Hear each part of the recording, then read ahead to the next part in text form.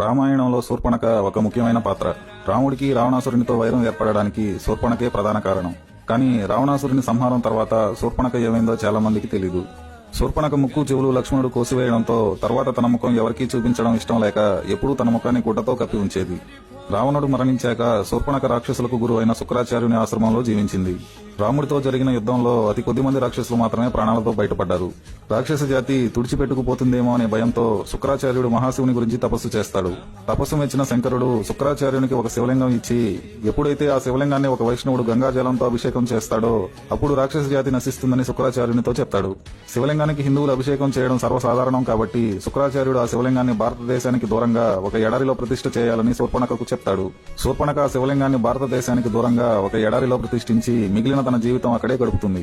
ఆ ఎడారి ప్రాంతమే నేటి మక్కా మదీనా. అప్పుడు శూర్పణఖ ముఖం కప్పుకుని ఉండే ఆచారాన్ని వారి వారసులైన ముస్లిం మహిళలు ఇప్పటికీ కొనసాగిస్తున్నారు.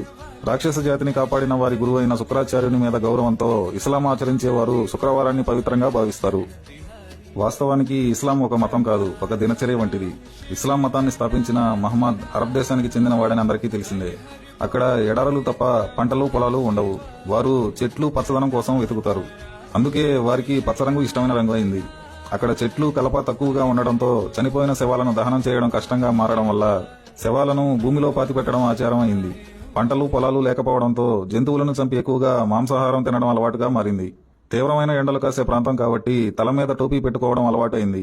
ప్రజలందరూ ఒకే తెగకు చెందిన సంచార జాతి కాబట్టి అన్నా చెల్లెలు పెళ్లి చేసుకోవడం ఆచారం అయింది. ఎడారులలో నీరు తక్కువ, మర్మావయవాలను శుభ్రం చేసుకోవడం కష్టం కాబట్టి జననాంగం ముందు భాగం కత్తిరించుకునే ఆచారం వచ్చింది. మక్కాలో శివలింగం ఉందని తెలిపే అనేక ఆధారాలు కూడా ఉన్నాయి.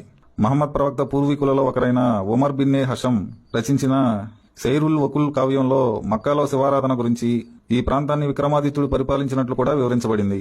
సామాన్య శకానికి పూర్వం 18వ శతాబ్దంలో అరేబియా ప్రాంతంలో నివసించిన లబీ బిన్నే అక్తబ్ బిన్నే తుర్ఫా అనే కవి తన రచనలలో 4 వేదాల గురించి, ఆ ప్రాంతంలో శివారాధన గురించి తన రచనలలో తెలిపాడు. మక్కా నుండి సంగ్రహించిన వివిధ పురాతన వస్తువులను టర్కీలోని ఇస్తాంబుల్ మ్యూజియంలో భద్రపరిచారు. వాటిలోని కొన్ని ఆధారాలను బట్టి అరేబియాను హిందూ రాజులు పరిపాలించడం మరియు ఆ ప్రాంతంలో శివారాధన గురించి తెలుస్తుంది. ఇవన్నీ మక్కాలో శివారాధన గురించి తెలిపే ప్రధాన ఆధారాలు. మక్కా ప్రాంతంలో ఇస్లాం మతం పుట్టకముందు అక్కడ మక్కేశ్వరాలయం అనే శివాలయం ఉండేదని, ఆ ఆలయం వల్లే ఆ ప్రాంతానికి మక్కా అనే పేరు వచ్చిందనే వాదన కూడా ఉంది. అరబిక్ భాషలోని చాలా పదాలు సంస్కృతం నుండి రావడం కూడా అరేబియా ప్రాంతంలో హిందుత్వం ఉండేది అనే వాదనను బలపరుస్తుంది. ముందు చెప్పినట్లు శూర్పణఖ వారసులు ఎడారులలోకి వెళ్లిన తర్వాత తమ అలవాట్లను ఆ ప్రాంతానికి తగినట్లుగా మార్పులు చేసుకున్నారు. అవే తర్వాతి కాలంలో వారికి ఆచారాలుగా మారాయి.